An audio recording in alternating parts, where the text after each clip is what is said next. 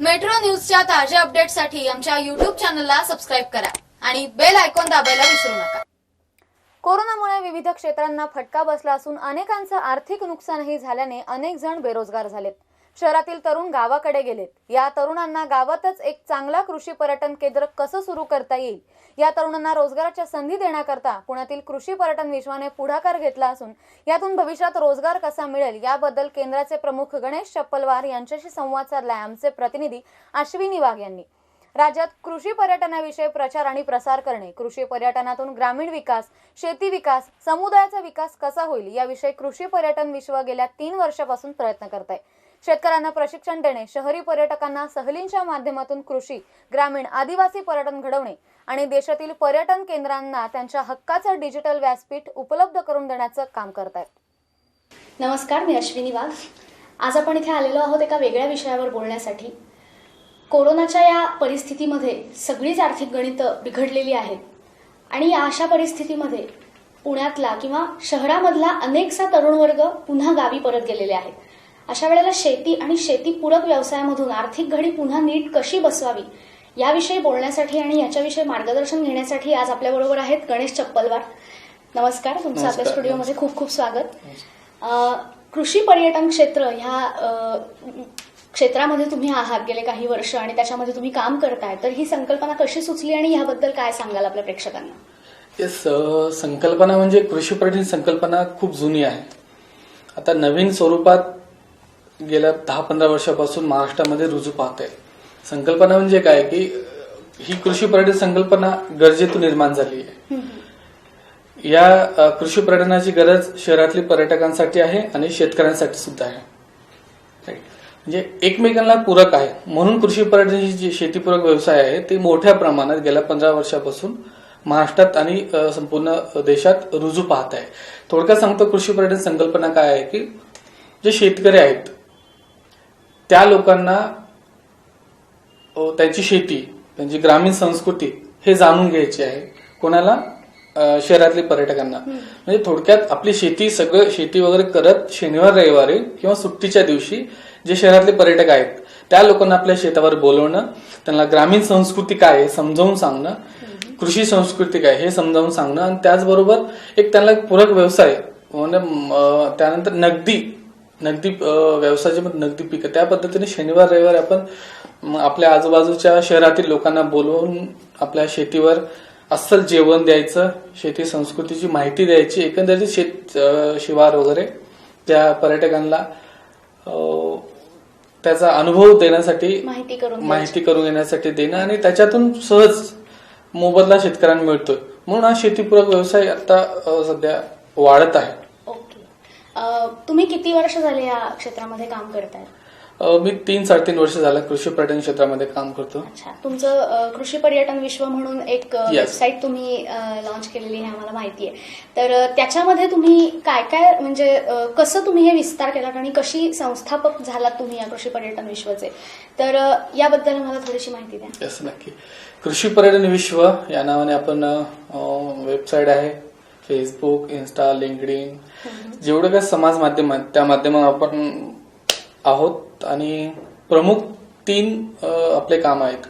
पहिलं आहे जे महाराष्ट्रातील जे शेतकरी आहेत, जे शेतीपूरक व्यवसाय करतायत त्यांच्या ऍग्री टुरिझम सेंटरला एक हक्काचं डिजिटल व्यासपीठ उपलब्ध करून देण्याचा आपण प्रयत्न करतो. दुसरं आहे ट्रिप ऑर्गनाईज करतो आपण. म्हणजे बाकीचे टूर एजन्सी आहेत पण आपला जो ऍग्री टुरिझम विश्व आहे फक्त आणि फक्त ऍग्री टुरिझम सेंटरलाच आपण ट्रिप ऑर्गनाईज करतो, आयोजित करतो. तिसरं आहे जे शेतकरी आहेत त्या शेतकऱ्यांना समजा ऍग्री टुरिझम सेंटर उभा करायचा आहे तर त्यांना आपण प्रशिक्षण देतो, कार्यशाळा घेतो. अशा 3 क्षेत्रात आपण गेल्या 3-3.5 वर्षापासून काम करतोय.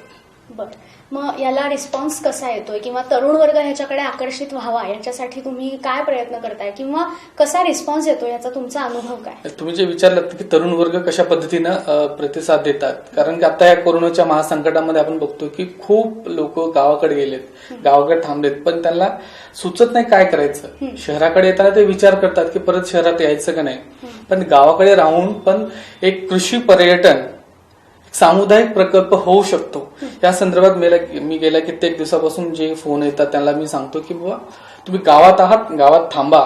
तुम्ही शहरात येण्याच्या भानगडीत सध्या तर पडू नका. तुमच्या 5-7 मित्रांपैकी एक तुम्ही प्रोजेक्ट डेव्हलप करू शकता. प्रोजेक्ट काय आहे की एक व्यक्ती, समजा 4 तरुण आहेत ग्रामीण भागातले, ते विचार केला पाहिजे आपली शेती कुठे आहे, आपल्याकडे ग्राहक येऊ शकतात का, मग त्यानंतर ते डेव्हलप केला पाहिजे. एक शेती पाहिजे, त्यानंतर तुमच्याकडे पर्यटक आले पाहिजे, राईट. तुमची तयारी पाहिजे, जे पाहुणे येतात त्यांना पाहुणचार करण्याचे. असे 4-5 घटक आहेत. गाव पाहिजे, तुमची इच्छा पाहिजे, काहीतरी शेतीपूरक व्यवसाय आहे फक्त म्हणून त्याच्यामध्ये उडी घेण्यापेक्षा कृषी पर्यटन संकल्पना समजून घेणं, 6 महिने वर्षभर लागू द्या, तुम्ही अभ्यास करा, मग एक चांगला प्रोजेक्ट, एक सामुदायिक प्रोजेक्ट तुम्ही करू शकता. या स्वरूपात माझं काम चालू आहे. जास्तीत जास्त फोकस आहे की जे तरुण आहेत ग्रामीण भागातले ते शेतीमध्ये उतरले पाहिजे. शेतामध्ये भरपूर काही करण्यासारखं आहे. पूरक व्यवसाय शेती ह्या क्षेत्रामध्ये खूप करण्यासोबत आहे, ही गोष्ट खरी आहे. आणि भारत हा कृषीप्रधान देश आहे, त्यामुळे शेतीला नक्कीच खूप प्राधान्य आपल्याकडे दिलं जातं. पण हा जो व्यवसाय आहे शेती पूरक आहे, एक्झॅक्ट शेतीशी तो रिलेट करत नाही किंवा साईड बाय साईड केला जातो. तर अशा वेळेला हा प्रोजेक्ट सुरू करण्यासाठी किंवा यात नव्यानं उतरण्यासाठी काही वेगळं शिक्षण घेण्याची गरज आहे का, किंवा काही वेगळा अभ्यास त्याच्यासाठी लागतो का, किंवा काय तयारीची गरज आहे, किंवा त्याच्यामध्ये किती भांडवल वगैरे गुंतवावं लागू शकतं, याच्याबद्दल थोडं डिटेल. नक्की. वेगळा अभ्यास म्हणून असं काही नाही की आपण सगळेजण म्हणा किंवा जवळपास 70-80% शेतकरी कुटुंबात जन्मलेले लोक आहेत, जे माध्यमातून बघतात, या मुलाखतीच्या माध्यमातून सगळे लोक शेती करतात, राईट. वेगळा अभ्यासाची गरज नाही. शेती संस्कृती आणि ग्रामीण संस्कृतीची ओळख करून देण्याचं ठिकाण म्हणजे ॲग्री टुरिझम सेंटर आहे.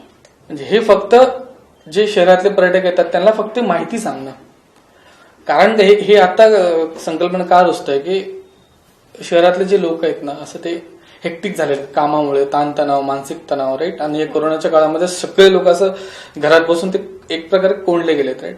त्या लोकांना कुठेतरी शहराच्या 20-25 किलोमीटर आसपास ॲग्री टुरिझम सेंटर असेल, तिथे जाणं, एक स्वतःची शेती, मामाच्या गावी जातो तर आपण शेतात फिरतो, गावाकडे फिरतो, समजून घेतो, मोज मजा करतो, पारंपरिक खेळ आपण ते अनुभव घेतो.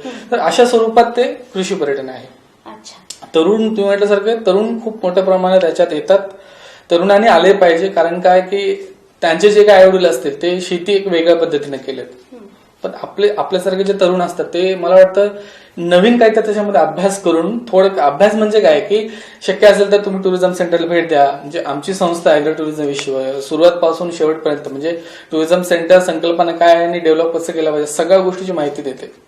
असे तुम्ही संस्था बाकीचे पण आहेत, त्या संस्थेला भेट देऊ शकता, ॲग्री टुरिझम सेंटरला भेट देऊ शकता, मग तुम्ही समजून घेऊ शकता. मग त्यानंतर तुम्ही ॲग्री टुरिझम सेंटर सुरुवात करू शकता. महाराष्ट्रभरामध्ये साधारण किती ॲग्रो टुरिझम सेंटर्स आता कार्यरत आहेत?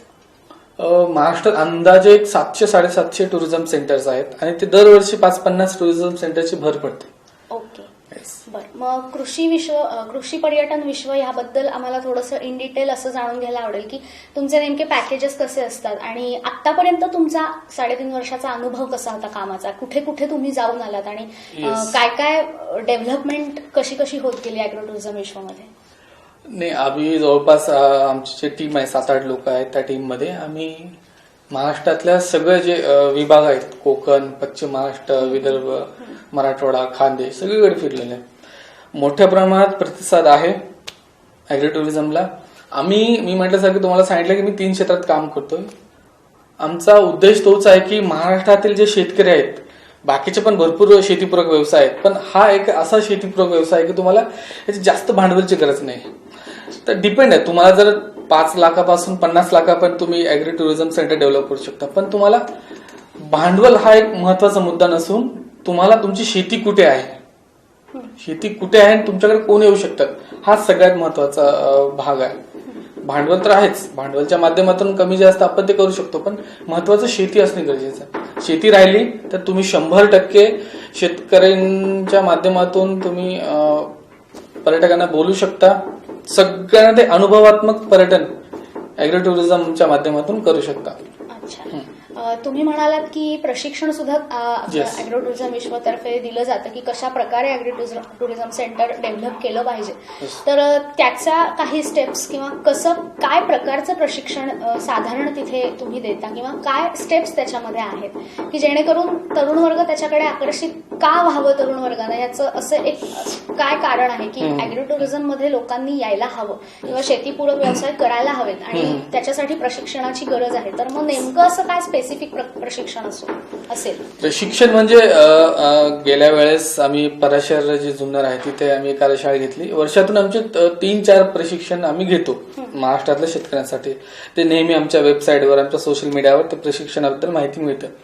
प्रशिक्षण आम्ही 2 दिवसाचं घेतो. त्यामध्ये मुख्यतः संकल्पना काय आहे, कृषी पर्यटन, राईट. त्यानंतर मग तुमचा जो भौगोलिक परिस्थिती आहे त्याच्यातून लोकांना वेगळं काय तुम्ही अनुभव देऊ शकता. राईट. मराठवाड्यात गेलं तर वेगळा अनुभव आहे, म्हणजे प्रादेशिक भौगोलिक दृष्ट्या वेगळा आहे, पश्चिम महाराष्ट्रात वेगळा आहे, कोकणात वेगळा आहे, खानदेशात वेगळा आहे. म्हणजे तिथली संस्कृती, खाद्य संस्कृती, राहणीमान, शेती संस्कृती या सगळ्या गोष्टींचा त्या टुरिझम सेंटरवर प्रतिबिंब दिसला पाहिजे. अशा अर्थाने आपण टुरिझम सेंटरमध्ये कार्यशाळेमध्ये आपण ते माहिती देतो. आणि बँकेसंदर्भात काही असतील लोन व्यवहार म्हणा त्या संदर्भात देतो. आणि गेल्या वेळेस अॅग्रो टुरिझम विश्व आणि पराशर आणि एमटीडीसी असं तिघांच्या संयुक्त विद्यमाने आम्ही कार्यशाळा घेतो. चांगला प्रतिसाद होता.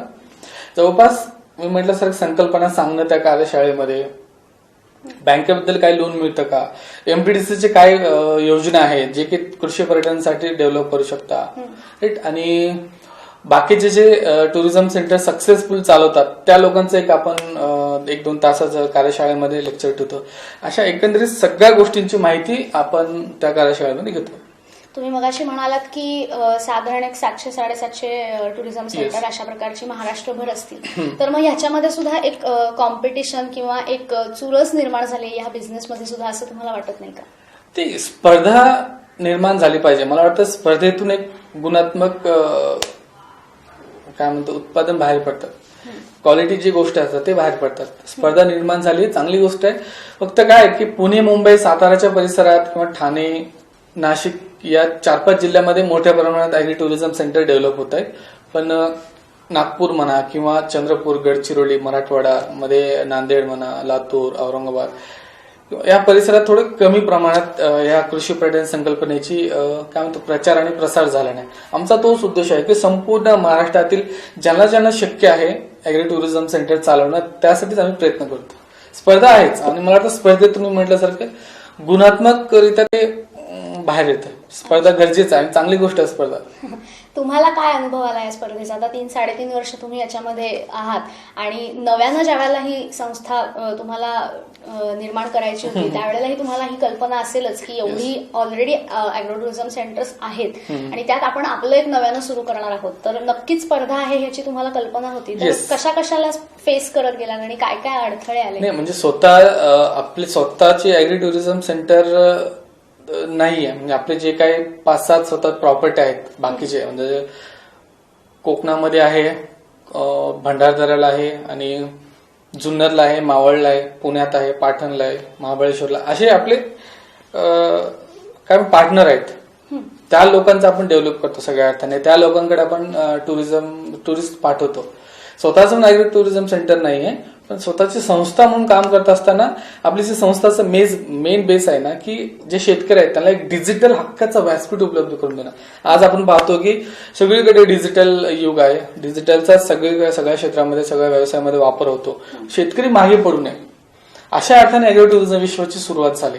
मग त्यामध्ये आम्ही त्यांची वेबसाईट बनवून देणं असो, त्यांची मुलाखत घेणं असो, शूट घेणं असो, राईट, त्यांना डॉक्युमेंटरी बनवून देणं असो, त्यांच्याबद्दल चांगले आर्टिकल लिहिणं असो, अशा स्वरूपात आपण काम करतो. त्यांचं ब्रँडिंग करणं, सोशल मीडिया मार्केटिंग करणं, अशा डिजिटल स्वरूपात, ऑनलाईन स्वरूपात जास्त आम्ही भर देऊन टुरिझम सेंटर जे आहेत त्यांना जास्तीत जास्त लोकांपर्यंत पोहोचवण्याचा आम्ही प्रयत्न करतो.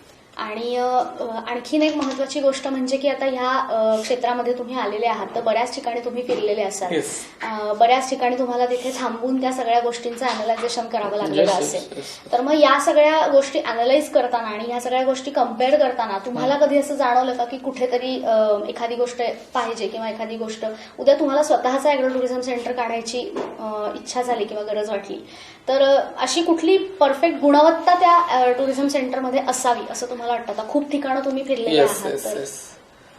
तुम्हाला आधी म्हटल्यासारखं महत्वाची गोष्ट आहे तुमचं शेती आहे. तुमची शेती कुठे आहे, शेती कुठे आहे आणि तिथे लोक येऊ शकतात का जे शहरी पर्यटक आहेत, ही गोष्ट खूप महत्वाची आहे. त्यानंतर मग एक गोष्ट पुढे होऊन जातं, तुमच्याकडे दाखवण्यासारखं काय आहे, राईट, तुम्ही वेगळे अनुभव काय देऊ शकता पर्यटकांना, या सगळ्या गोष्टी मॅटर करतो. म्हणजे फक्त तुमच्याकडे शेती आहे पण समजा एखादा बुलढाणा किंवा उस्मानाबाद सारख्या ठिकाणी शेती असून उपयोग नाही, लोक तुमच्याकडे आले पाहिजे, तेही महत्वाचं. अशा अर्थाने म्हणजे शेवटी महाराष्ट्राची भौगोलिक परिस्थिती खूप वेगळी आहे. सध्या तर या 4-5 जिल्ह्यांमध्ये मोठ्या प्रमाणात टुरिझम सेक्टर डेव्हलप होतोय. पण मी म्हटल्यासारखं उस्मानाबाद म्हणा किंवा हिंगोली म्हणा किंवा बुलढाणा म्हणा किंवा बाकीचे वाशिम असे काही जिल्हे आहेत की तिथे आणखीन त्या पद्धतीनं शहरीकरण झालेलं नाही. कृषी प्राण्यांची संकल्पना काय, शहरीकरणाला जोडून आहे.